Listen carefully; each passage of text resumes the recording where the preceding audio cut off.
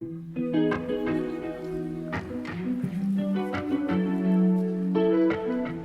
evening, everybody. First of all, we would like to begin by acknowledging that we are in Robinson Superior Treaty Territory and that the land on which we gather is the traditional territory of the Anishinaabe and the Métis. We'll move into the open session. Okay.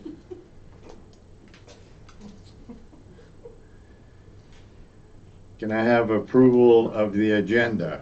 We have an addition in the department reports, and it's Director of Operations. It's for Aqua, the VFD expenditure request. And we also have a deletion. Unfortunately, MPAC couldn't be here tonight, so right off the bat, we don't have a delegation tonight. Anything else? Nothing else. Hearing nothing else, go ahead. Any disclosures of interest? Yes, I do for communication item number 1. Okay.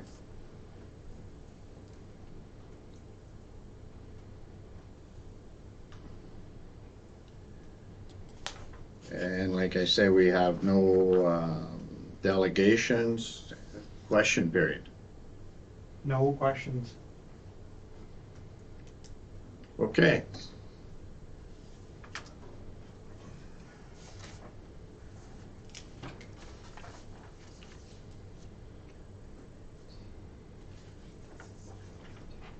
Resolution 35-23. Moved by Councillor Bourgeau, seconded by Councillor Bryson, that the minutes of the Council and Committee of the whole meeting held January 31st, 2023 be accepted as circulated. Discussion? Hearing none, all those in favor? Carried.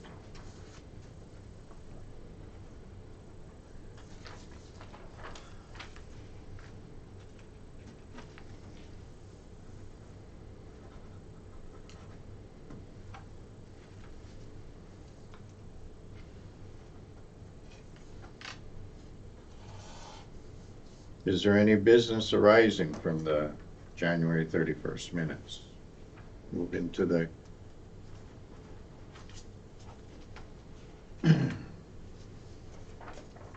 Committee of the whole recommendations. Resolution 36-23. Moved by Councillor Morrow, seconded by Councillor McGrath. The Council accept the 2022-2023 inspection report for the Schreiber drinking water system as prepared by the Ministry of the Environment, Conservation and Parks. Discussion? This is the one from the last meeting, right? Yeah, okay. Sorry. All those in favor?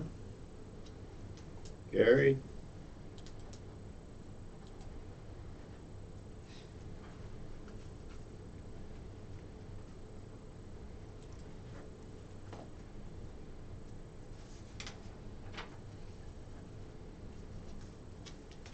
Resolution 37-23.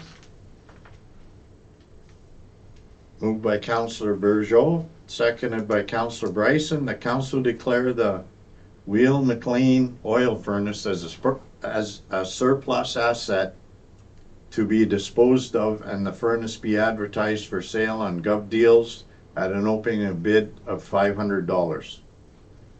Discussion? All those in favor? Carried.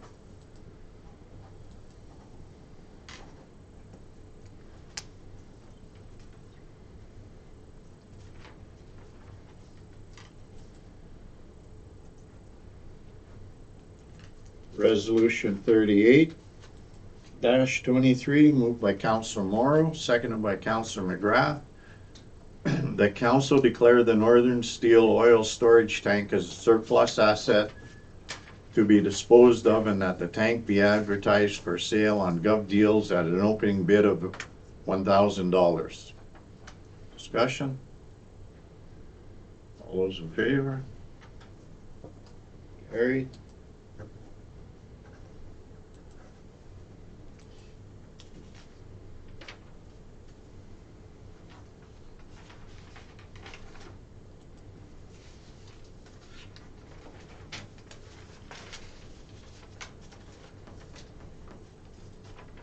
Resolution 39-23.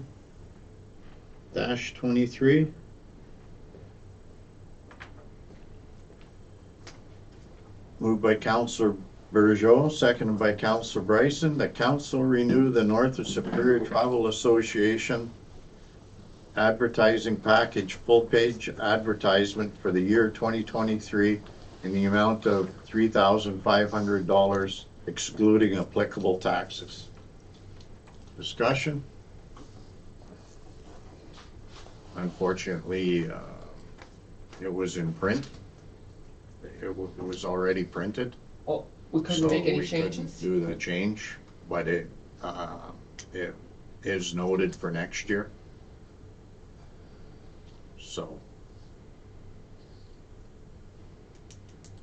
Nothing we can do about it. It's good information though. Okay. All those in favor? Carried.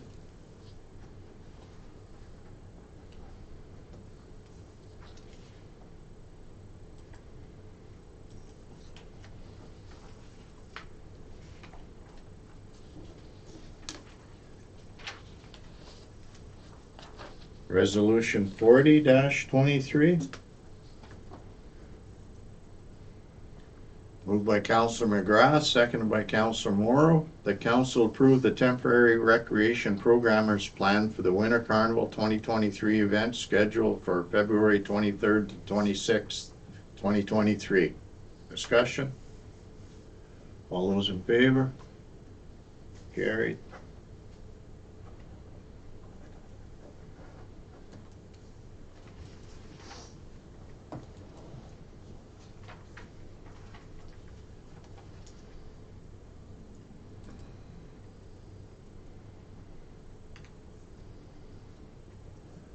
Resolution 41-23, moved by Councillor Bryson, seconded by Councillor Burgeot. The council authorized a donation of $1,000 to the Beautification Committee, and that the Beautification Committee provide a report on the use of the funds at the first regular meeting of council in January 2024. Discussion? All those in favor? Carried.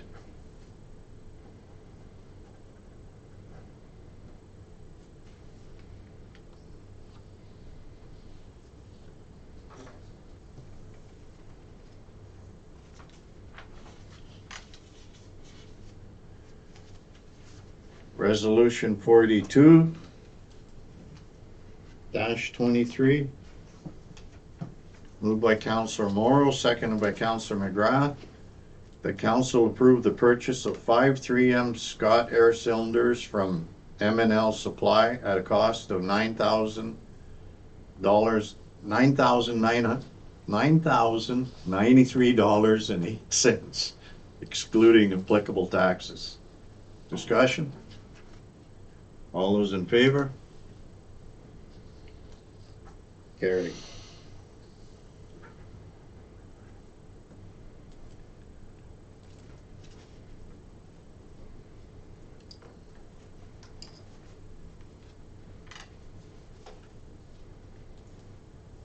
Resolution 43-23,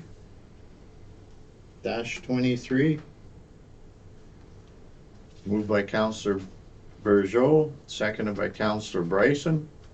The council approved the purchase of a hard suction hose and strainer for the 2006 pumper truck from Fort Garry Fire Trucks in the amount of $2,455.07, excluding applicable taxes. Discussion?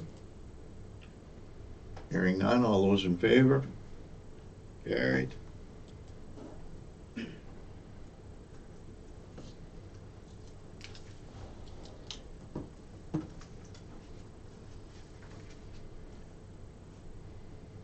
Resolution 44-23, moved by Councillor Morrow, seconded by Councillor McGrath.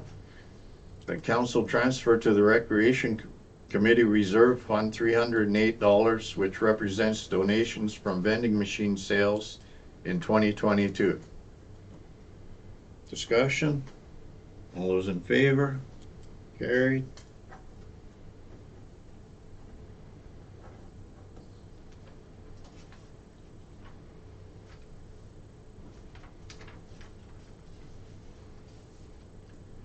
Resolution 45-23, moved by Councillor Burgeot, seconded by Councillor Bryson.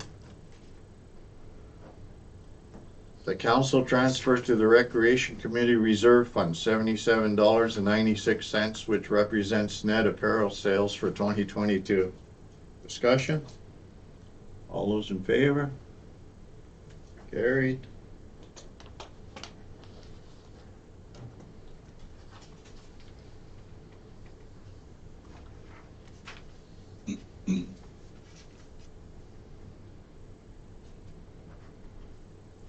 Resolution 46-23, moved by Councillor Morrow, seconded by Councillor McGrath. The council transfer from the Recreation Committee Reserve Fund $178.07, which represents the cost of a bike prize for the bike rodeo event in 2022. Discussion? All those in favor? Carried.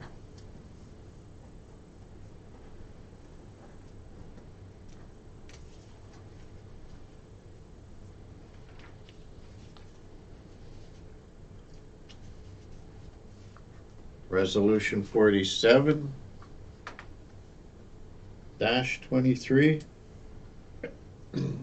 moved by Councillor Bryson, seconded by Councillor Burgeot, that council transfer from the Recreation Committee Reserve Fund $465.28, which represents the 2022 Winter Carnival loss. Discussion? All those in favor? Carried.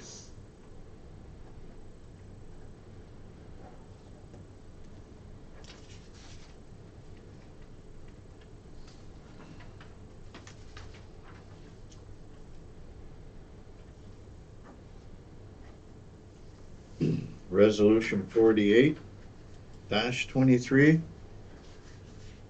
moved by Councillor McGrath, seconded by Councillor Morrow, that council transfer from the Recreation Committee Reserve Fund $225.45, which represents the 2022 Heritage Days event net loss. Discussion? All those in favor? Carried.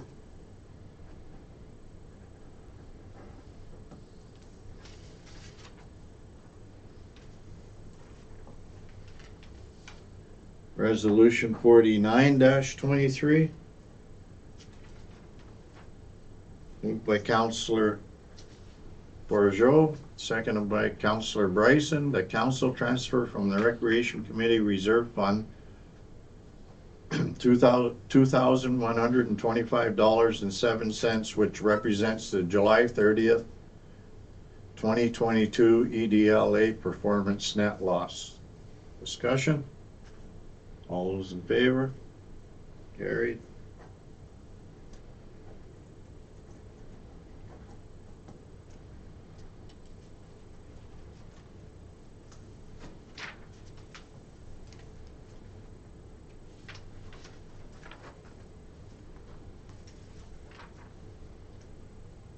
Resolution 50-23,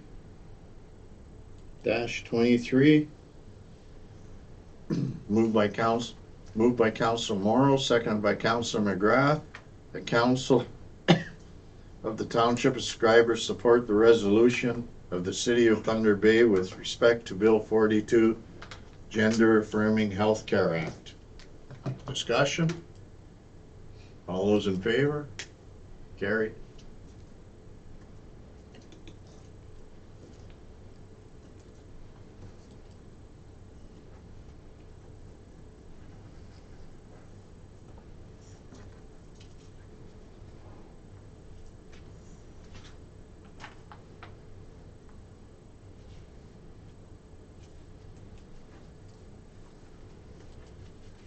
Resolution 51-23.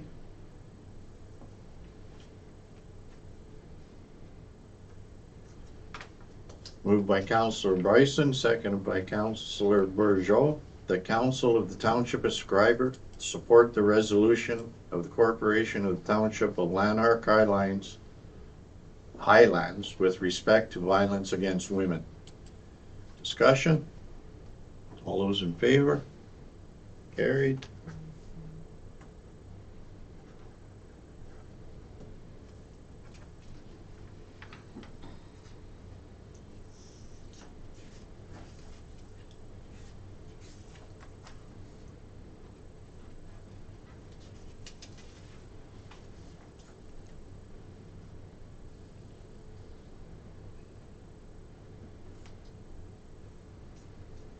Resolution 52-23, moved by Councillor Bourgeau, seconded by Councillor Bryson. The council approved the attendance of B. Bryson, D. McGrath, and K. Mullins at the Northwestern Ontario Municipal Association 2023 Conference and AGM to be held April 26th to the 28th, 2023 in Thunder Bay, and that expenses be paid as per township policy. Discussion? All those in favor? Carried.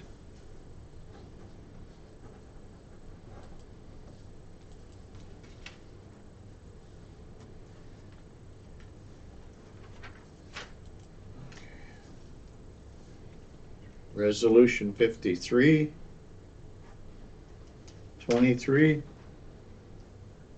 moved by Councillor Morrow, seconded by Councillor Bryson. The council approved the attendance of A. Bourgeau, D. McGrath, and K. Mullins at the virtual budget 2023 consultations held February 3rd, 2023, and that expenses be paid as per township policy. Discussion? All those in favor? Carried.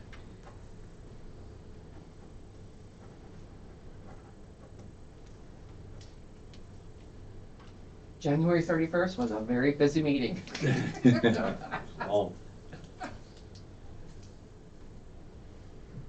Okay. Move into accounts for payment. Resolution 54-23.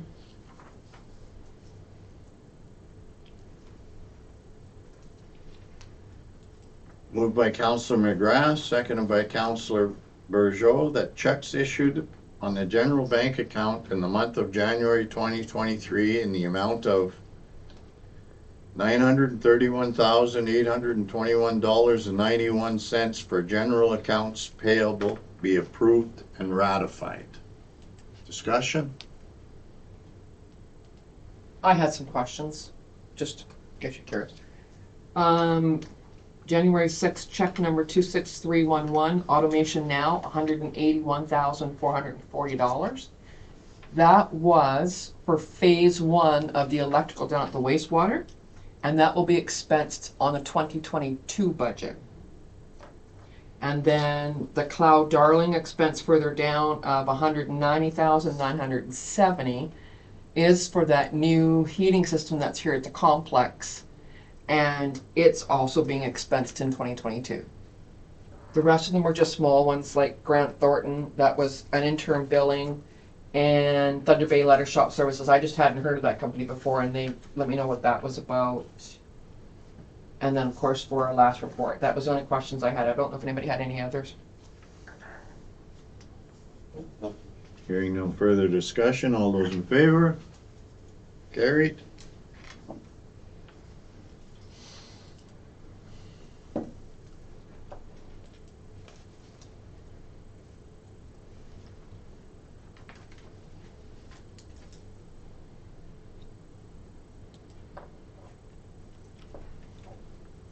Resolution 55-23, moved by Councillor Bergeau, seconded by Councillor Morrow, that bank debits issued on the general bank account in the month of January 2023 in the amount of $84,179.54 for payroll be approved and ratified. Discussion? All those in favor? Carried.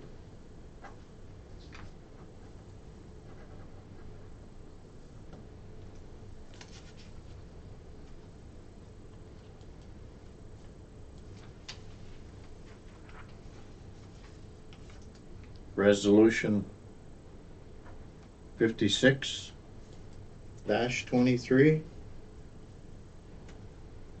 moved by Councillor Bryson, seconded by Councillor McGrath. The council approve the attendance of Councillor Bergeau at the mediation session held January 12, 2023 in Thunder Bay, and that expenses be paid as per township policy. Discussion? Hearing none, all those in favor? Carried.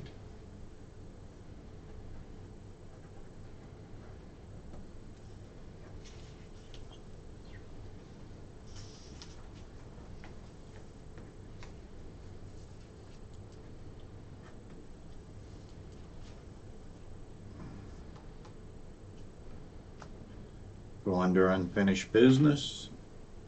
Resolution 57-23. Oof, that's a lot tonight. Moved by Councillor Bergeau, seconded by Councillor Morrow. The council approved the appointment of Carrie Moore to the Schreiber Accessibility Advisory Committee for the term of council ending November 14th, 2026. All those in favor? Carried. Welcome, Harry. For sure. Mm-hmm.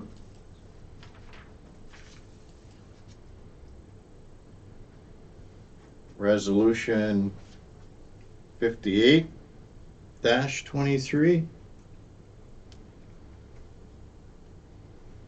Moved by Councillor McGrath, seconded by Councillor Bryson. The council approved the appointment of Deb Birchenough, Deb Riley, Darlene Sidco, and Lola Spadoni to the Beautification Committee for the term of council ending November 14th, 2026.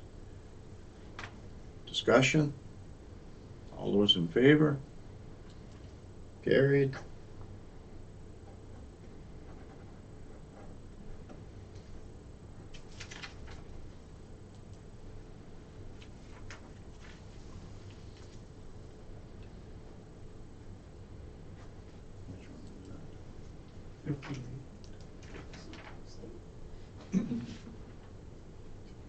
Resolution 59-23, moved by Councillor Bergeau, second by Councillor Morrow. The council approved the appointment of Matthew Barutsky, Candace Campbell, Dominic Camiso, Ken Cook, and Joe Mussolino to the Community Economic Development Committee for the term of council ending November 14th, 2026. Discussion? All those in favor? Carried.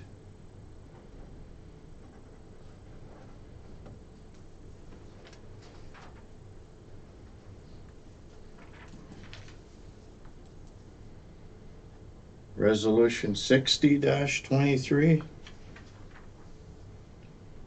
Moved by Councillor Bryson, seconded by Councillor McGrath. The council approved the appointment of Carrie Moore to the Recreation and Festivals Committee for the term of council ending November 14th, 2026. Discussion? All those in favor? Carried.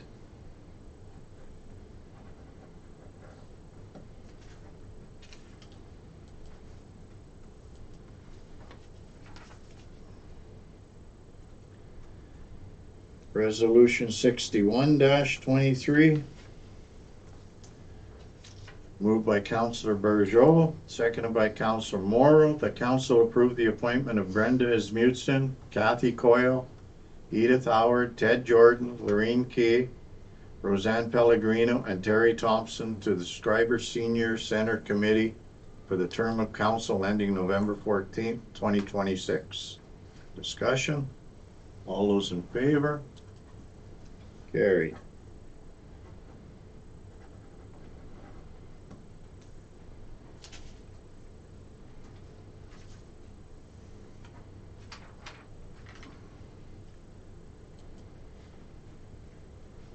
It's under other business.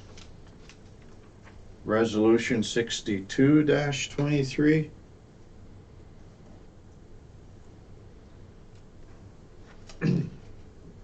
Moved by Councillor McGrath, seconded by Councillor Morrow, that bylaw 4-2023 being a bylaw to adopt a workplace violence, harassment, and sexual harassment policy, and to rescind bylaw 7-2008, 20-2010, and 28-2019 be given first, second, third, and final reading and enacted. Discussion? All those in favor? Carried. Nathan, to you and to your health and safety committee, that's a good job. Forget the rest after.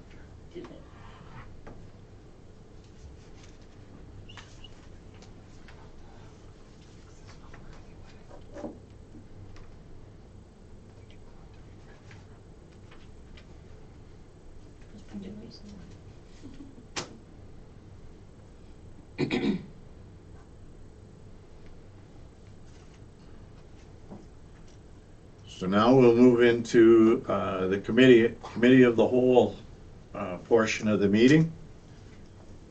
And start with the department reports. And first up is Director of Operations status update.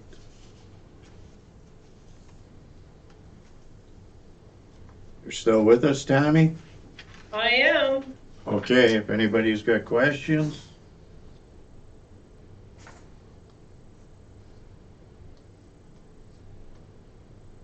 So Tammy, you've included a copy of the statement of qualifications for the effluent disinfection, and that's basically for just an update for us, right?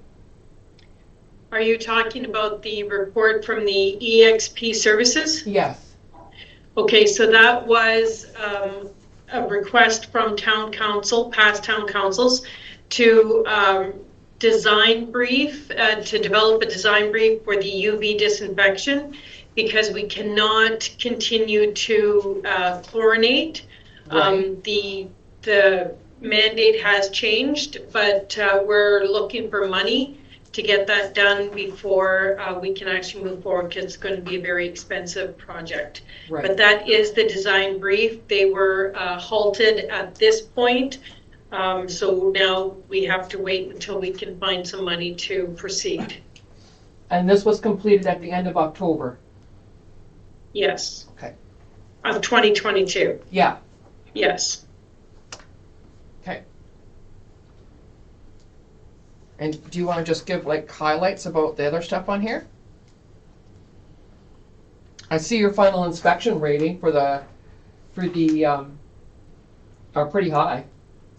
Yeah, the drinking water system inspection rating was 93.67%, and that is a great improvement over the last inspection, so we are moving in the right direction. The HVAC, Cloud Darling is in the building this week, changing out all the thermostats. That seems to be going well. A lot of the valves are defective, but he has found a pretty cheap fix where you can retrofit, so we don't have to change all the valves. We can just change the controls that operates the valves. So they're going to do that. We've just continuing with the budget research, of course. The Smart Serve. If anybody on council would like to be trained in Smart Serve, if you intend to volunteer in any capacity concerning alcohol, you must have Smart Serve. So we're organizing a group. You still do it individually on your computer, but we can buy it as a township in a group. The Handy Transit, as you all know, was in an accident last week, so I am working at trying to find a plan B that we can continue services in some capacity. That is proving to be a challenge, but I think we're on to something now. So once I get those details ironed out, I can report back to council at our next meeting. I am looking at suppliers to see how fast we can get a new one built and delivered. So that's ongoing. And Nathan, we still don't have a date from the adjuster yet when he's going to be here, right? That's correct. Okay. We're still waiting for them to get in touch with us at this time.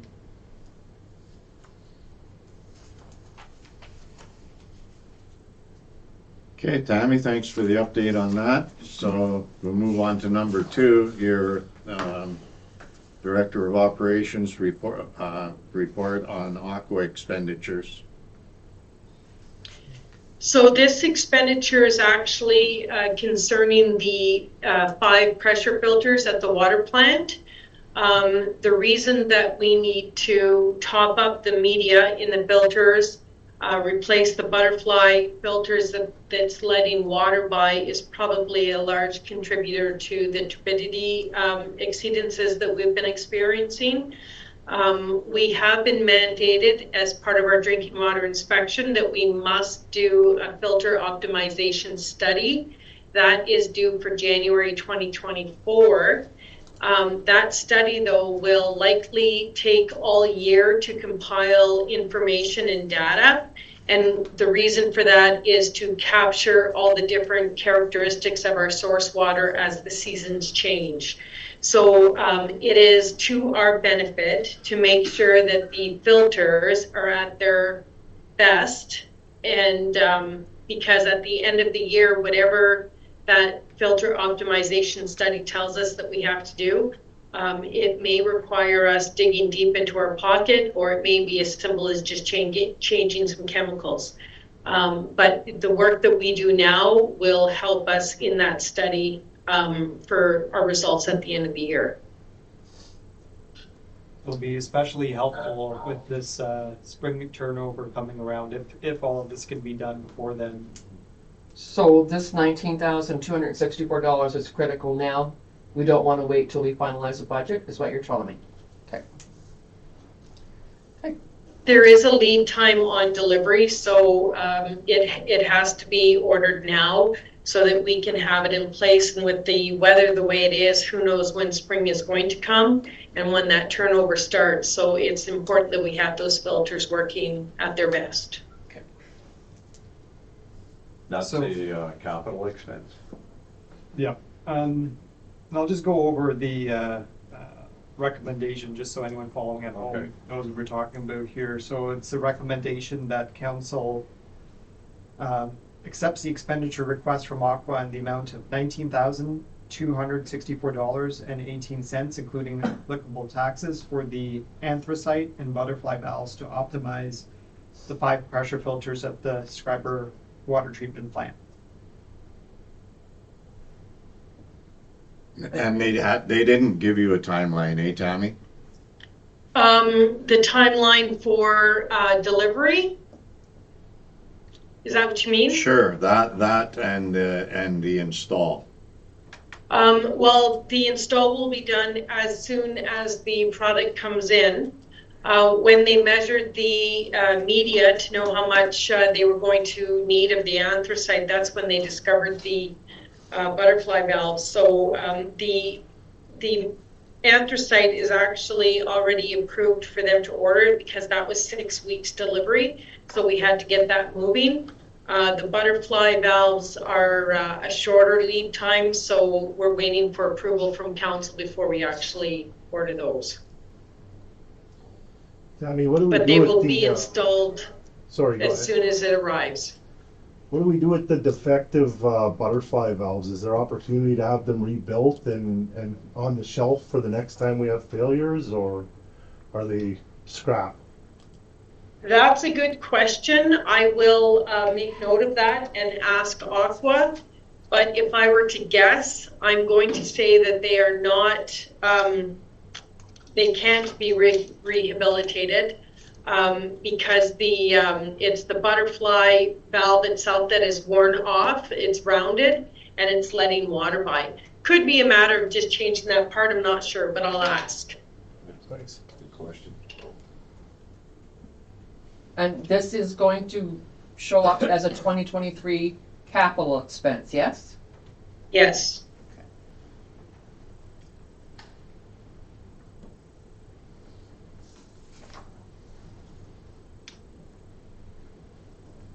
Are we okay with the recommendation? Yep. Yeah. Good. Okay, we're good with that, Tammy? Nathan? Okay. Number 3, Director of Operations report, ice plant brine filter. You're the recommendation to accept the quote from Simcoe in the amount of $3,914.71 plus applicable taxes for the supply and installation of a brine filter. And Simcoe said it was really dirty. It's visually dirty. It's and Simcoe says that we run a risk if we shut the plant down with the dirty brine the way it is. There is a possibility that the debris in the brine can settle or dry in the tubes under the floor. If we do get a plug line under the floor, the only way to fix that will be to tear up the arena floor, which will be very costly. If we don't fix it, then that section of cement just doesn't freeze like the rest of it does. So it's important that we get a filter in there while the brine is still circulating so that the filter has an opportunity to get as much dirt out as possible. Ideally, we should do a brine flush, but that's very expensive. And Simcoe recommends that we try the filter first to try and save ourselves some money. You know the last time it was replaced? I'm not sure when the last time it was changed. Does Simcoe have like an estimate of like a lifespan for one of these filters, what it should last then? Oh, the filters? Yeah. The filters are pretty cheap to replace once the encasement is installed. We can do the change, and the filters are pretty reasonably priced. Okay. So then this $3,900 is for a casement and filter? Yeah, okay. So Yep, that's installed. it's not just for a filter. Okay. Whole thing. Okay. Yeah, I think it's worth it, I guess, to, So had this been something that was noticed before, could we have just changed the filter instead of the whole case? Well, there is no filter on this brine system. There never has been because it's an older system. Oh. In the new systems now that are installed, they come installed with filters. But this brine, your brine doesn't get changed every year. Mhm. And it's also a process to change the brine, which will also get into your chiller. But so it's easier just to add the filter attachment to our brine pump and attempt to clean the brine that way. Okay. What would be the cost of a brine flush? He said upward of 30,000.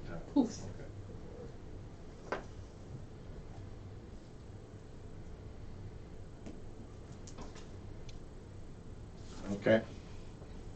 Good with that? Yeah.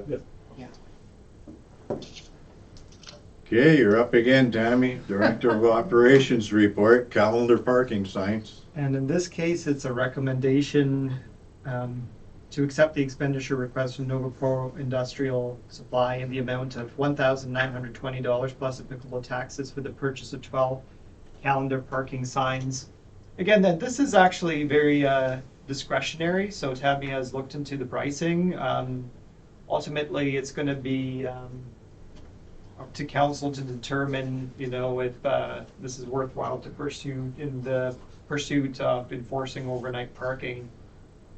Leave it to you to discuss, or if there's any questions.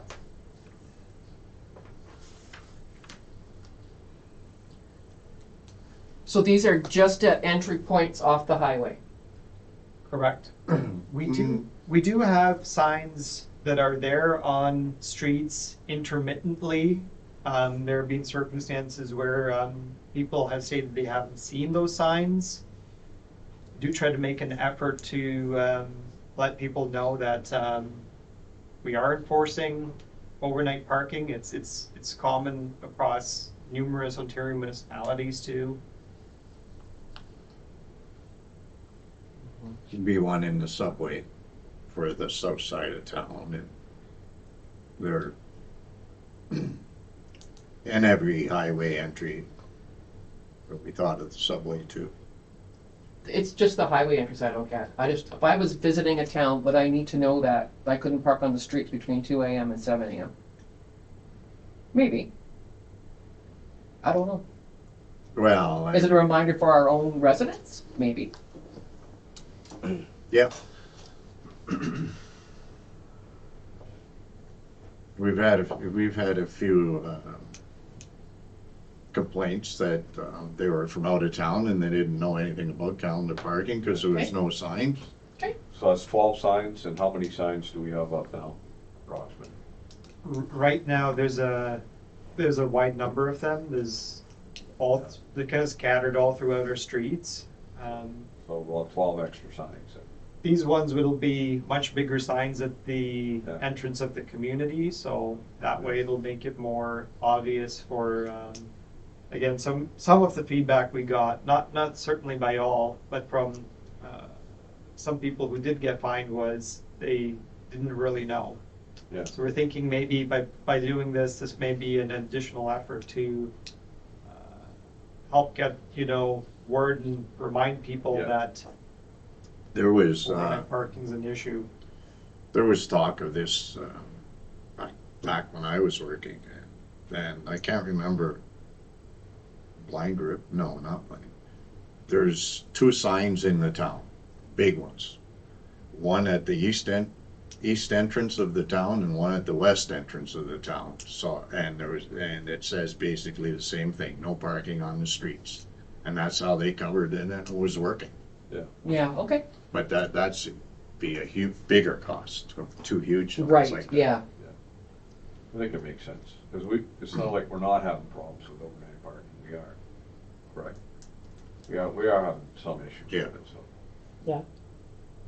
So additional signs might help.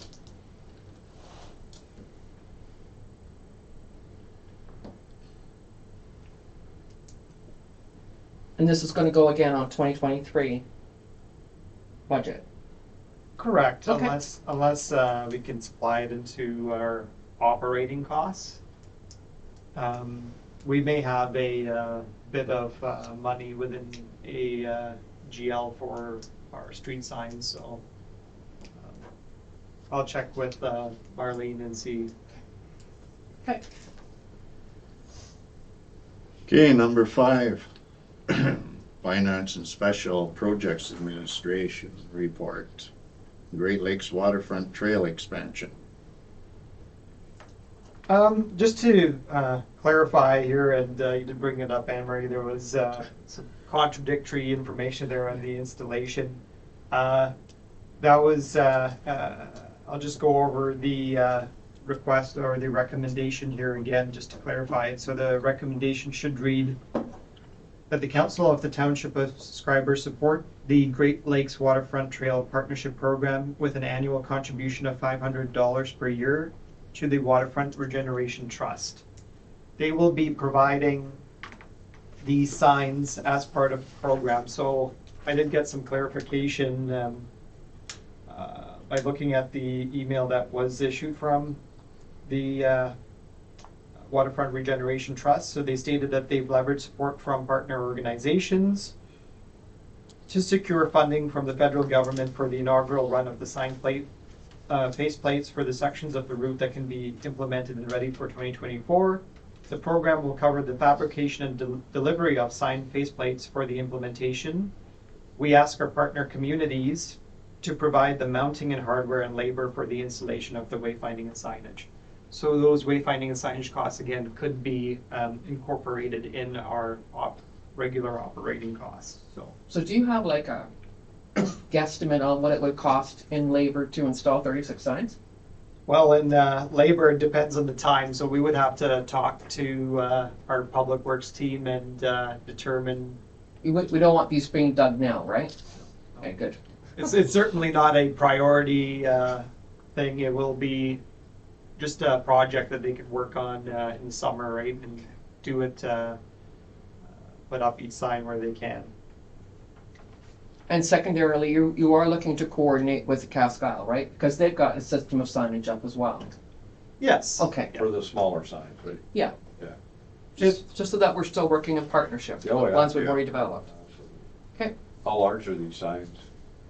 These Large signs, I didn't get a clear indication of the size, but they're supposedly pretty small. They're not, anything too huge. Not too distracting.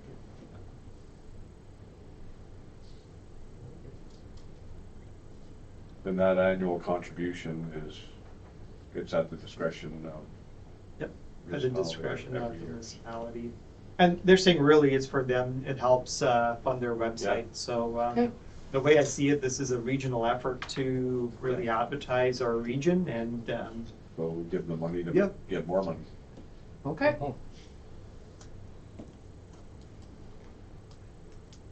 Okay, that sounds good.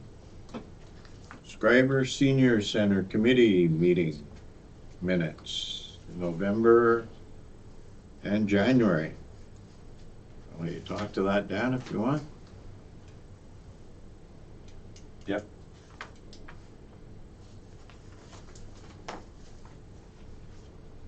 So I'll just go to the January one. Anybody got any questions on the November one? No? Just one quick, Okay. just one part, Dan, where they talked about the movie matinee for evening and Schreiber, and that it is expensive because you need those licensing fees. Yeah, it's $1,000 for that Right. licensing fee, and I don't think we finished discussing that yet. Okay, because at one point, the township partnered with one of the local schools, because the schools at a matter of course get these licenses. So we were actually piggybacking on the school to get a movie put here into the municipal complex. Yeah, which school, do you know? I would say none of the schools do that anymore. Okay. Really? Not since the days of streaming. Not since the days of streaming, eh? Okay, shoot, never mind then. Yeah, and we weren't quite sure how, So now I won't mention the school. Well, I mean, yeah, I would say those movie nights at the schools stopped because of COVID and streaming. So it's just we used to have a license at our school. We Yes. don't have it anymore. You don't, eh? No, we used to get one once a month. We'd have a movie once a month, and we Mhm. don't have those. Well, Like a pre-release thing. never mind. yeah, so that's, Sorry. that's expensive for the license. Yeah, it's expensive. No. And also we weren't quite sure about the blow-up screen, how well that works. How well that would work. I think it does, still works. We used it for a drive-in theater a few years ago. At one of the Heritage Days, the last Heritage Day, not the current, the one that just passed. And Okay. we had some problems with it leaking outdoors, but I think Yeah, I believe somebody would have to set it up and see what. I think it can be, I don't think it was damaged, I think it just. It says in the minutes that it is. That, it said what? In the January minutes, it says that it was damaged. It is damaged? Yeah. You'd have to. watch Yeah, it. there's a hole in the screen and the blower is not working anymore. Okay, well, There's the answer, yeah. Sorry, Dan. Yeah, so, I was voting for a movie night. yeah, that's always fun. So, working on an excursion to take place this April. It was discussed, quotes for both the bus and Magna Cedar were received, so hoping to book that soon. So anybody that's a member can be on a first come, first served basis. I think the bus might hold 50 or 60 people. That's nice. That's something you guys have been working on for a while, so that's good to see that. Yeah, I think the last one was successful, Mhm. the last one we had, so. A presentation about funeral arrangement, estate planning, that's something that we thought would be interesting to I think it's very good. seniors. And bringing in a lawyer to explain all of that and answer any questions. Computer training was also another one that we thought would be beneficial to Yeah. seniors.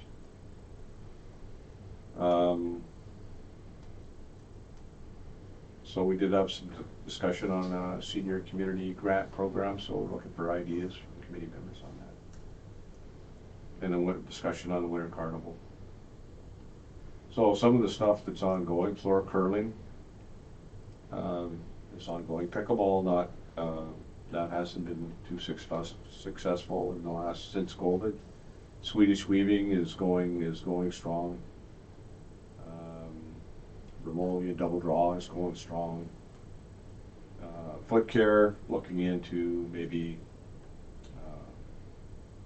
seeing what we come up with It's hard, in the eh? way of foot care. So, Sewing 101, a poster has been made up, sent out to both email and Facebook. So bingo was started up again. Evening walking club. Billiard room, that's open. If anyone's a pool player out there, that's open. Looking to upgrade to new pool balls and cues. Then another one, healthcare initiative is blood pressure and blood sugar clinics. Another good one. Another good, You guys are busy. very good committee, active, good leadership, and good participation by committee members. Sorry, just because we mentioned it. Yeah, no. Is there a plan to get that screen fixed then?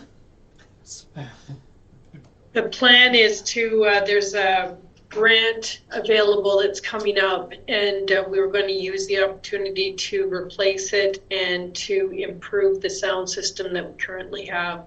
Those were ideas that we're kind of tossing around right now. That grant application is due March 9th. Okay, but if that's not successful, if all we need is a new blower. The blower is not that easy to replace. No. I looked into that, and it's coming from like far away Okay, country. And so the lead time on it was very long, and just for the blower, it was very expensive, almost as much as what the whole screen is worth. it's not just one of And the those- hole in the screen, my understanding is that it's more of a tear than a hole. Okay, well, yeah, there is a place in Thunder Bay that fixes those type of material things, because we used to get those tears when I worked at the Boys and Girls Club, Malins, I think it's called. Sorry, what's it called? I think Malins. I Okay. believe. We had a big tear and they fixed it all up there. Okay, I'll look into And that. it's not just one of those like stock inflatable blowers, like like a bouncy house has, Yeah, it's similar to that. and those aren't. And when I Those I are- actually called, I was trying to source them out myself, and then I called Bouncy Castles Yeah, in Thunder Bay to find out where he gets them from, and he said that they weren't easy to come by. okay, that sucks. Yeah, Sorry, I was just. I know. Yeah. Thanks, Sammy. Thank you, Tammy. Thanks, Dan. Sorry. Okay, you're good with that then, Dan? Yeah, I'm Okay. done. Number 7, bylaw enforcement report. So here, Nathan, to back to your signage, 5 overnight parking patrols, 13 tickets. That's just for the month of January, Yeah. What? Yeah. I believe. So six. No, back to that's right, back to that whole signage piece. Yeah, six of those 13 were sent to court. Just in that month. No, there's, overall, there was around 30-something tickets that have been issued thus far Okay. This winter. this winter. Okay. 6 out of that. That's still a pretty decent Well, chunk. You know, that was just in, January. Okay. So, there were a bit more. I think it was around 13 or so out of the 30. So, It's quite a bit. 50%. Yeah. Throw them out, I guess. 40. 50% just throw the ticket away and don't pay it, or Well- doesn't dispute them properly? Well, there's a whole process that has to be followed, so if someone doesn't come in to pay within the specific date, then she has to prepare something called the NIC, which is a notice of conviction or pending conviction. And then if that isn't answered, then they would get, basically would be filed with the courts, and the courts will then follow up the individual.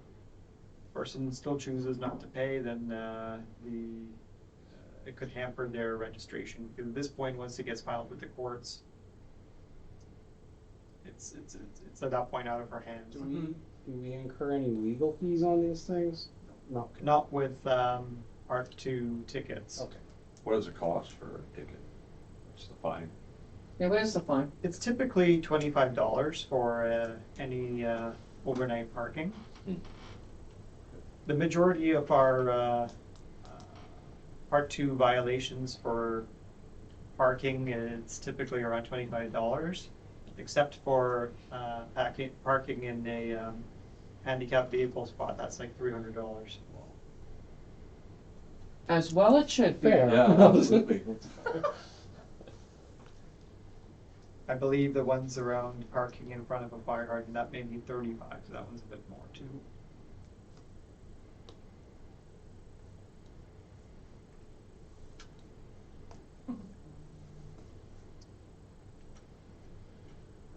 Okay.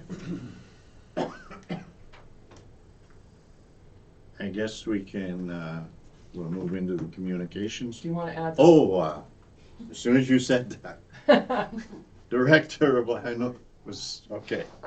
Director of Operations report, again, for, the Aqua expenditure request again. Your recommendation that council accept the expenditure request from Aqua in the amount of $18,613.55, including taxes, for the VFD and installation at the wastewater treatment plant.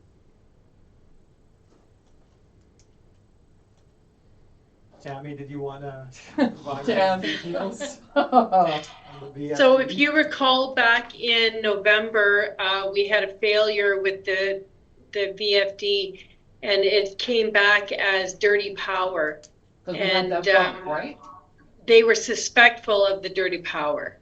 So they were able to fix it and get it back online, and it has been working all this time. However, this time when it failed, it really failed. There's no coming back. There's no resurrection for this one. So the VFD controls the blowers for your aeration. And without the blowers going, we have 2 VFDs. One is still operational, trying to supply both clarifiers with enough air to keep the process going. So it's imperative that we get the second VFD installed as soon as possible, so that we don't lose the process. And if the other one happens to go down, it's going to be detrimental to the plant. The other thing to note is that apparently some years ago, that was prior to my time, I'm told that there was an insurance claim to cover one of these VFDs because it was a power bump that burnt it out. I researched that on this occasion, and they said that there's absolutely no evidence that it was power related that caused this failure. So unfortunately, there's no possibility of an insurance claim.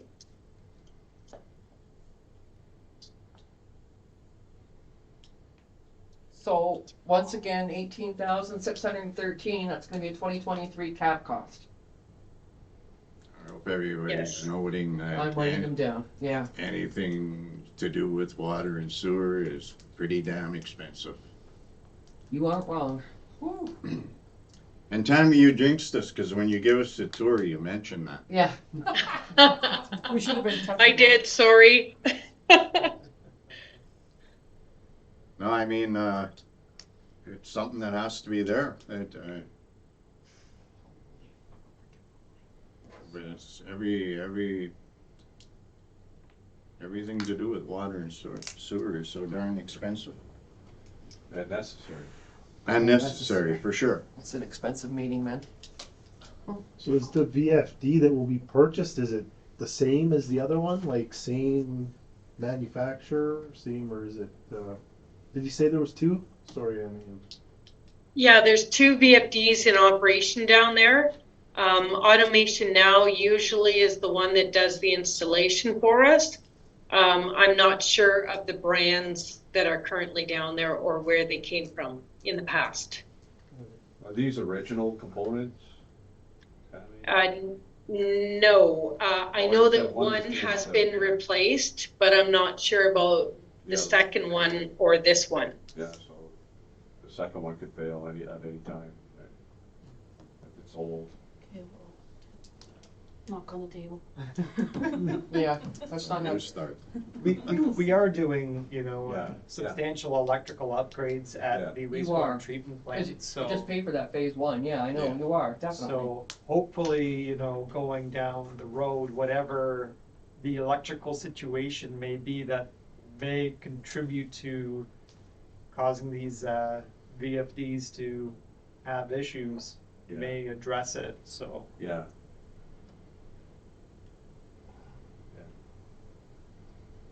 Okay.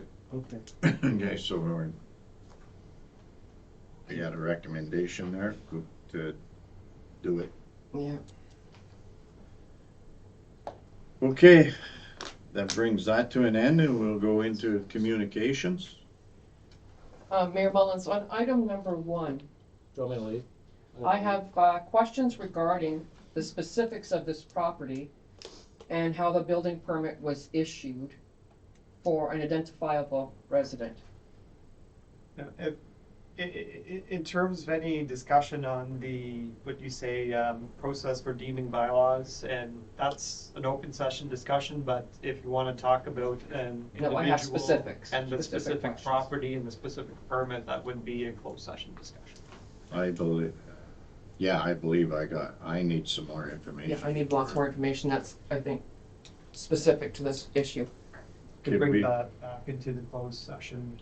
Can we put it off to the next meeting To a closed to session? gather more information too? Okay, thank you for that. With that being done, any other communications out there?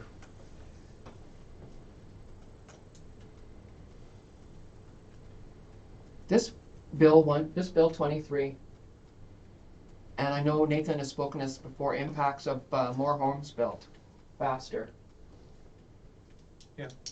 You're seeing part of the impact in the draft site plan amendment bylaw, so Right?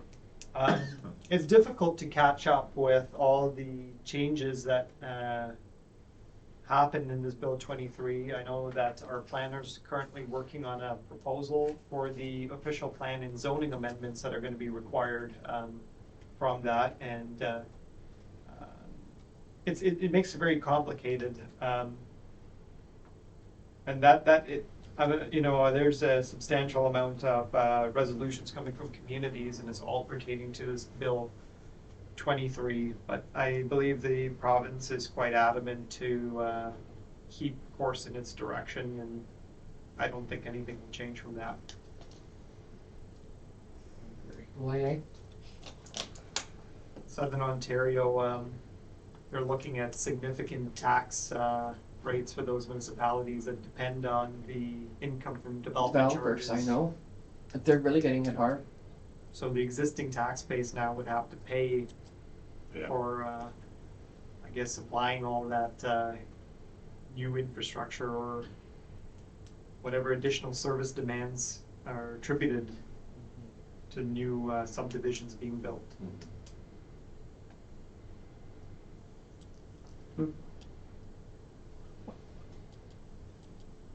Okay, hearing no more in communications.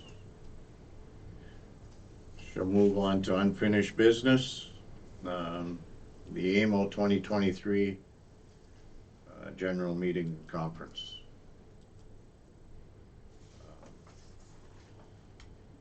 We would need to get the package A. We typically go with the package A unless it gets sold out.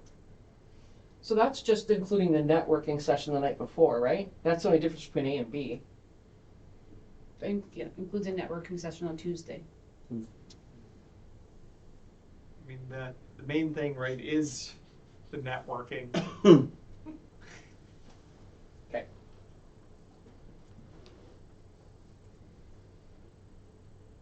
And we are a member, Or FAMO, yes. so we have a member rate.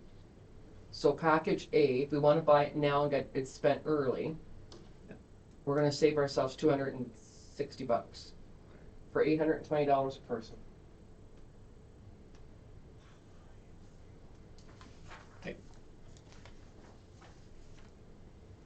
There was a lot of resolutions lobbying before from smaller communities to make these conferences virtual because Yeah. Virtual delegations meant that you could save quite a bit of money, right? Right. But in order to access the ministers and bring forward your issues to the table there, you've got to pay to meet them. I got you. Right. Yeah. We did it during COVID, obviously, we did it virtually. Right. And then they promised there was gonna be virtual and there isn't any. We've cut down one more member of council going, like it's Nathan CAO, and 2. That's it, used to be 3, so it's only 2. And when we go down there, the courses and the networking, everybody goes a different way. So we divide and conquer. You cover as many courses and whatnot in the 2 days, 3 days that you're there. And sometimes you meet up here at the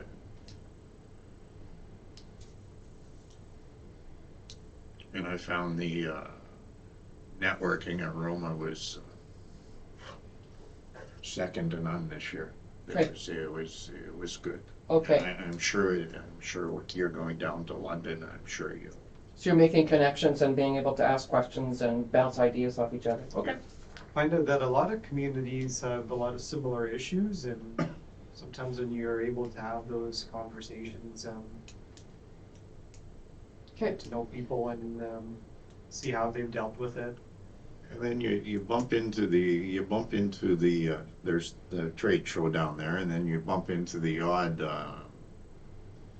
person at the trade shows that they want to get their fingers into Northern Ontario, and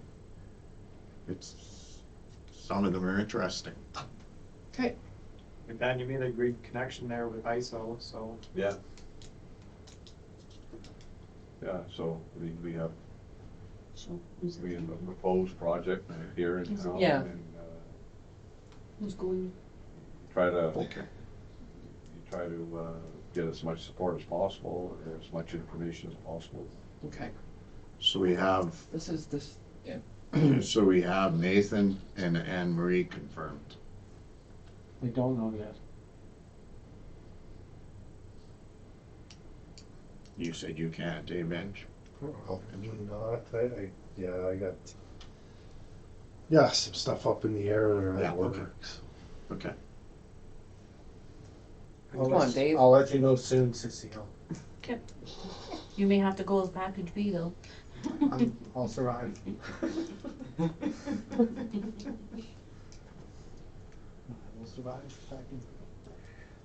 Okay, I think that's Okay. pretty much covers. Yeah. Okay. You know me, I'm cheap, I just look at stuff.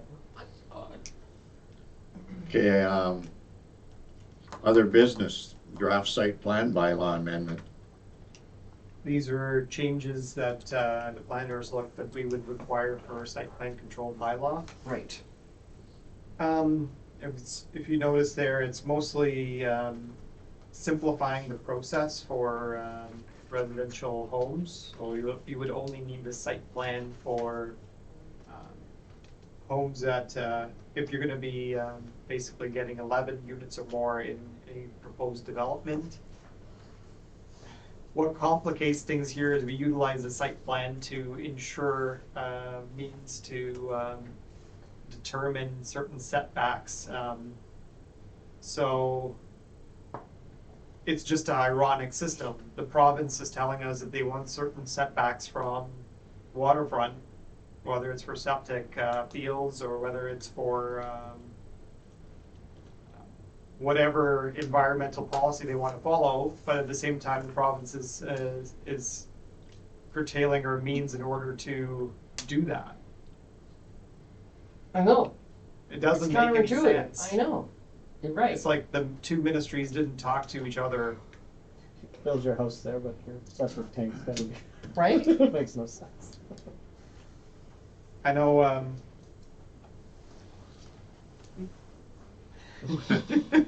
I know. I know. Okay. The changes are fine. Yeah. I mean, at the end of the day, because the Ministry of Environment wants certain setbacks enforced, at the end of the day, it may mean we have to go there with a measuring tape. Tape. So we'll have to get a 300 meter measuring tape. Those- Our wheel will do it. Yeah.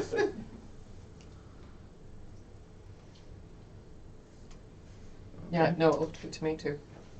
Okay, so I'll bring back a bylaw with those changes. And like I said, we're still working on the many changes required with the official plan and zoning, and that will of course require notices and whatnot, other requirements Right. under the Planning Act.